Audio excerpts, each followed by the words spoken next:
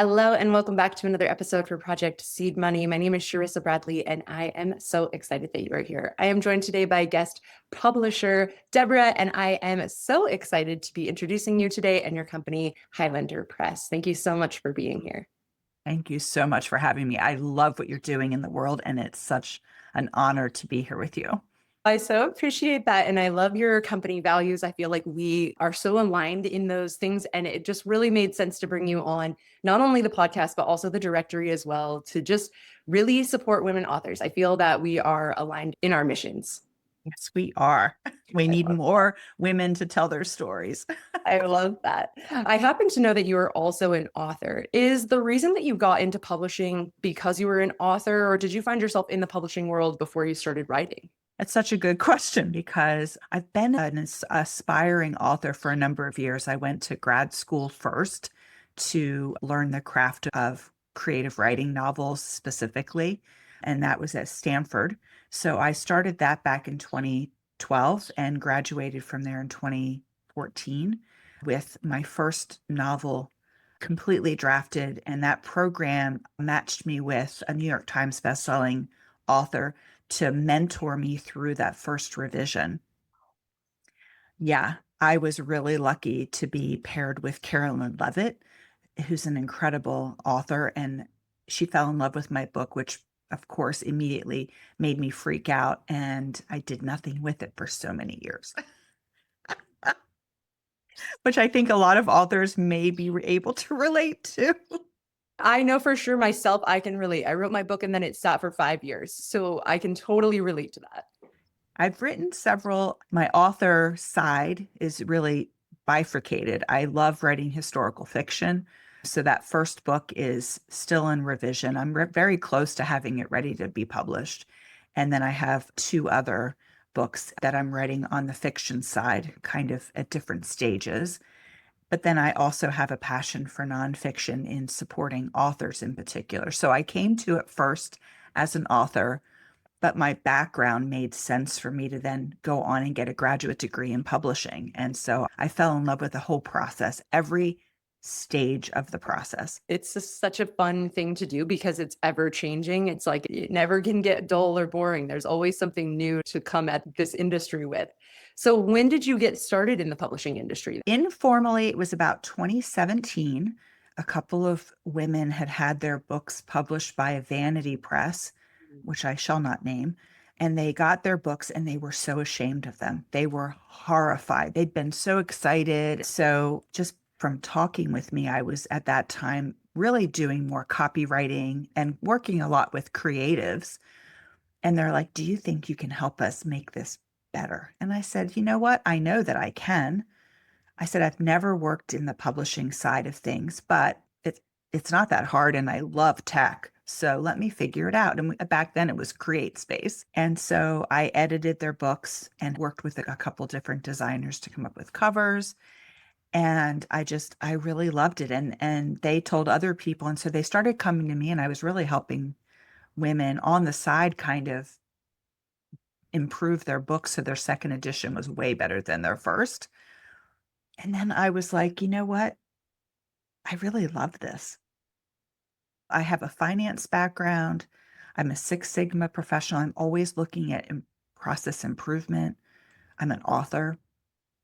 Like, there's got to be something out there. And as soon as I made that sort of, I had an invitation to go to Western Colorado University for publishing. And I'm like, the divine signs are there. I'm definitely stepping into it. And I have not looked back. I love the publishing industry. I love helping, especially women, write and publish their books. So, It totally shows. I can feel it. Just, I'm wondering if you can kind of speak a tiny bit to what a vanity press is. I'm just wondering if our audience has never heard that term before, how we can kind of help them navigate not ending up in that situation. yeah, so that's such a great question. So, there's really three main ways that people can publish. Traditional is what most people are familiar with. If you go to any bookstore, most of the books there are published traditionally. And then at the advent of the, like 2007, 2008 is Create Space is born. and the self-publishing industry came about. And actually, if you do certain things right, self-publishing can be also a great way to publish. And then there's what I call the wild west of in between that. And there's like hybrid publishers, of which vanity presses are a subset. And so, how do you tell the difference? The first is really looking at your rights and what rights you're keeping and what rights you're giving away, and also what your royalties are. Look and see if your publisher that you're considering is part of the Independent Book Publishers Association, which is ibpa.org, with an asterisk because there are some vanity presses that are in there as well. But a vanity press essentially accepts everyone. They are doing publishing services, so you might buy different packages. It could be you get a cover and a layout, and they just take your book and they slap a cover on it. They may give you a landing page, they may give you an interior layout, but they're not very selective in what they're publishing. If you come to them and you have a checkbook, they will publish you. Now, a hybrid publisher is different. Let's step back one step. No matter how you're publishing, there's going to be an author investment. It's just a matter of where you're putting that investment in and when you're getting that return and what that looks like.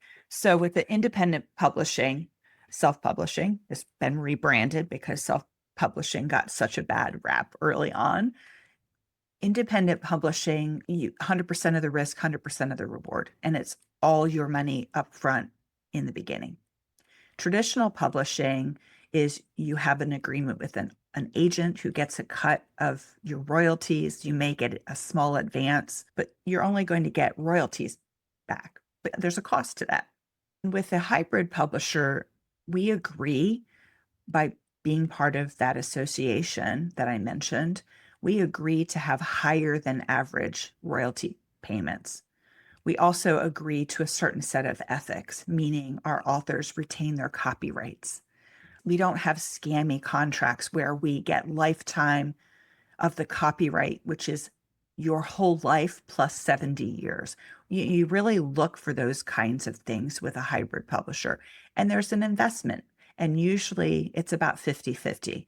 A hybrid publisher invests their money and the author also invests money, but it's usually more even keeled that way. So a vanity press, the first sign is they take everything.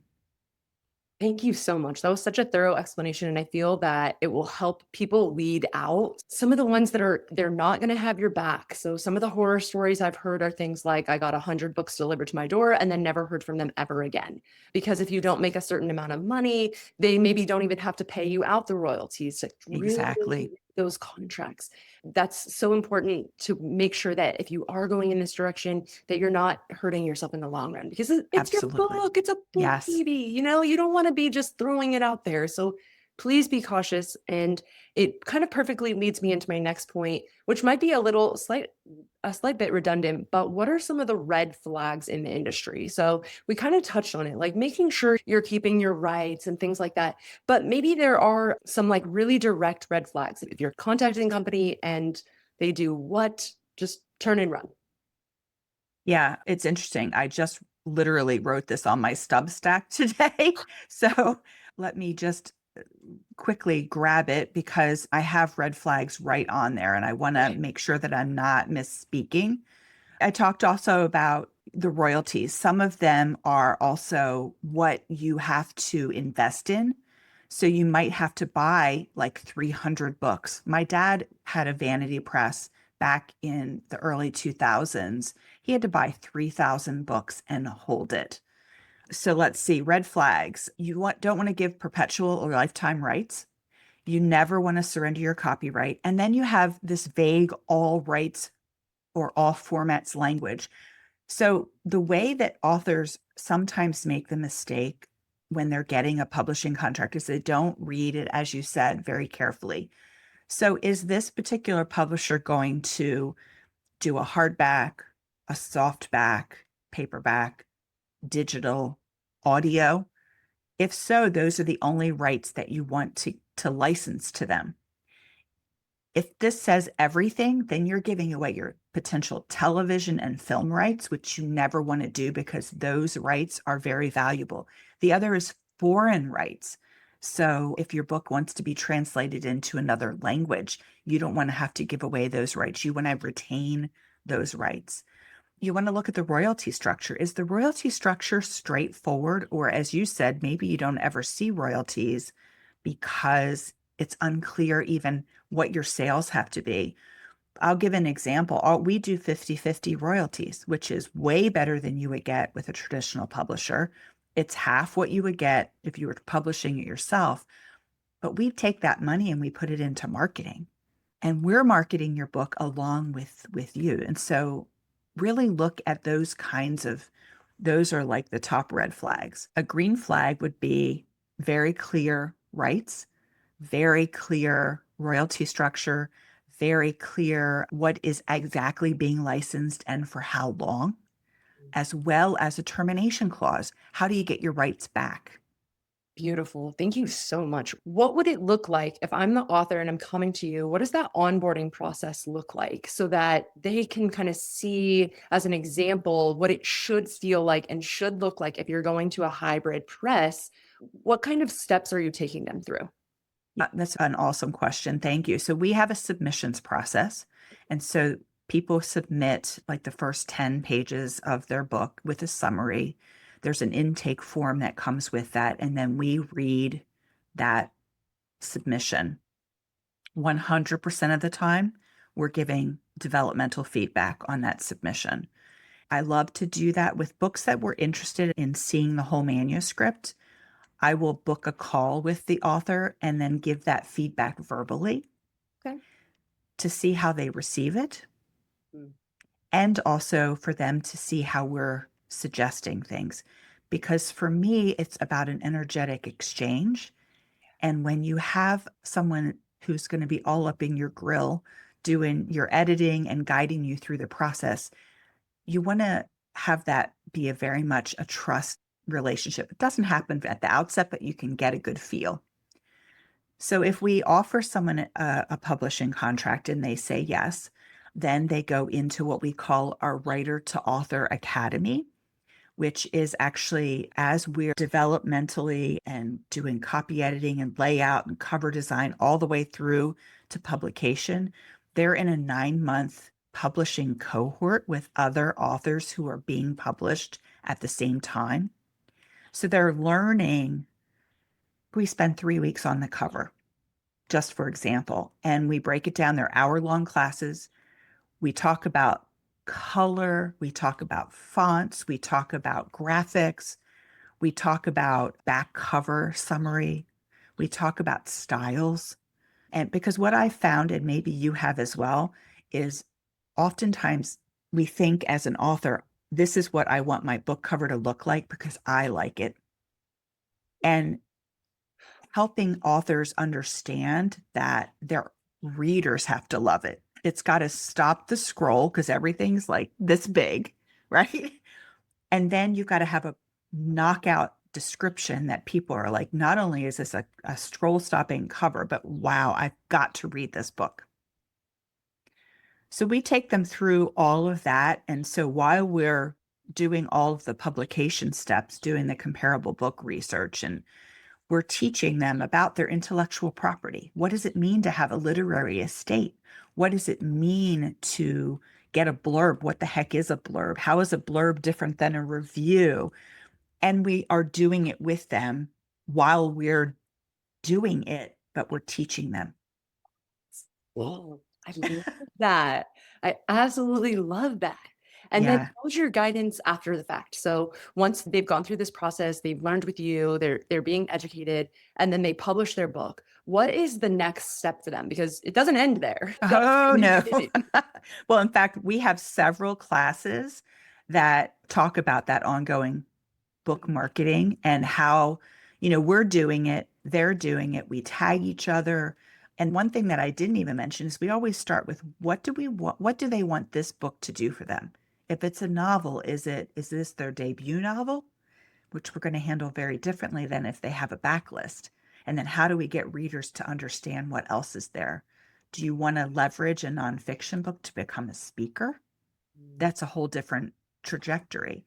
And so once you're part of our Writer to Author Academy, you're in there all the time.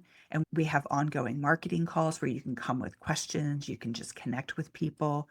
And we also have every once in a while, I'll come across somebody that's really extraordinary. I'd be like, okay, authors, here's an event. I'm going to have somebody come and we're going to talk about this, like Pinterest for authors or, leveraging Substack for authors, that kind of thing. It's so, so valuable. I'm absolutely, my mind is blown right now. I just think that I love your system. I love the way you're bringing people through. No one's getting left behind. And that education, that just feels so valuable. That's incredible.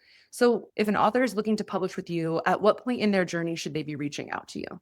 I think that, again, it's an energetic thing. If they have a first draft or very close to a full first draft and they're looking for a submission, then they can go to our website. We are very clear submission guidelines, what we accept, what we don't.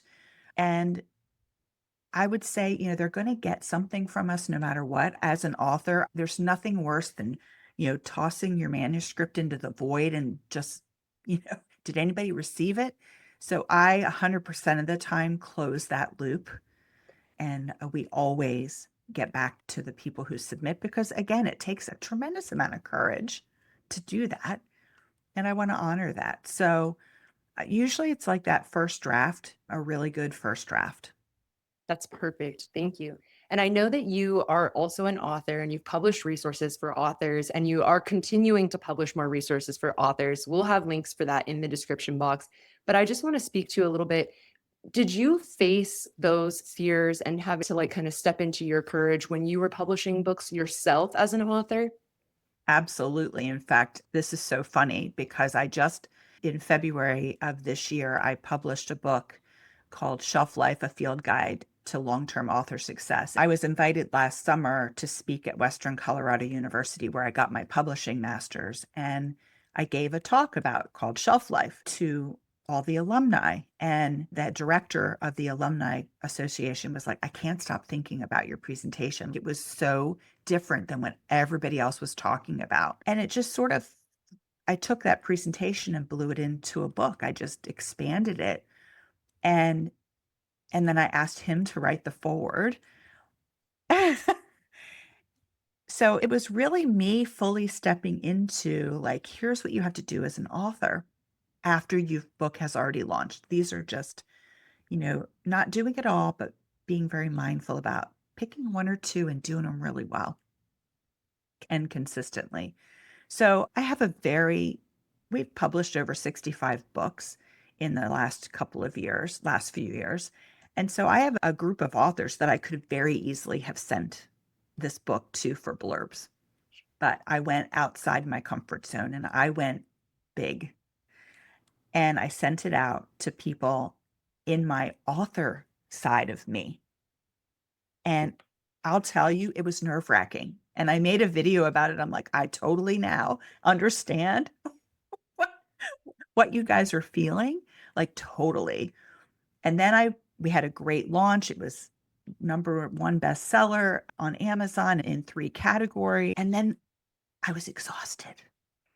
And I again made a post. I'm like, okay, here's what I'm feeling. Now I get to take my own advice. And so I live by what I teach. And I'm honest about it. Like, my big thing is I want transparency and honesty with everyone in our pipeline, in our community. Writing is a lonely, lonely, lonely road, but publishing and marketing your book should be anything but. That's so well, that's so full circle. I just love your story so much. It's so beautiful. Let me ask you this. What gave you that courage? I mean, you faced it, you went through the fear, you went through it, and you pushed through the exhaustion. What was the catalyst? Was it just that it needed to be out there? What was giving you that courage? I would say I've led a lot of authors well beyond the 65 because I worked for someone else to publish anthologies for 7 years. Many authors through this pipeline, and I could see it from, the editorial and publisher side. But to put myself really out there to do it in what I would could say is the right way, it is scary and it is hard. And to be in integrity, it was like I really have to show up because if I'm asking other people to do it, then I have to do it too. I love that. How would you encourage other women who are sitting in that same position to finish the job, to get it done, to get that project out there? I had a mentor once who said that not sharing your wisdom is like baking a tray of brownies while you have guests. And instead of taking that warm tray of delicious chocolatey goodness out to your guests, you close your kitchen door and you sit down and you eat all your brownies. So they get the waft of it, they get the scent, they get the anticipation, and then you keep it all to yourself. And by not sharing our wisdom, regardless of whether it's nonfiction or fiction or children's books or a memoir, it doesn't matter. We have so much to share. And if you need a buddy, find a buddy to encourage you to just get it done. Just get it on paper. It doesn't have to be good. That's the biggest misunderstanding is it doesn't have to be good in the first revision. You can find people who can help you make it sparkle and really show off your wisdom and help you with clarity and confidence all the way through. So beautiful. Thank you so much for your wisdom. I'm so glad that we got to have this talk today. I feel inspired and uplifted, and I hope my community will feel the same. Can you please tell us how we can find you? Sure, the two best ways to find me are on LinkedIn. I have a Deborah Kevin page on LinkedIn, and there's also a Highlander Press page on LinkedIn. And failing that, you can always go to highlanderpressbooks.com, and there's a way to get in touch with me there. Thank you so much. This has been incredible, and I really appreciate your time today. Well, thank you. Thank you so much for joining me on another episode for Project Seed Money. Please don't forget to like and subscribe. It really helps the channel. And I will see you with another interview next week.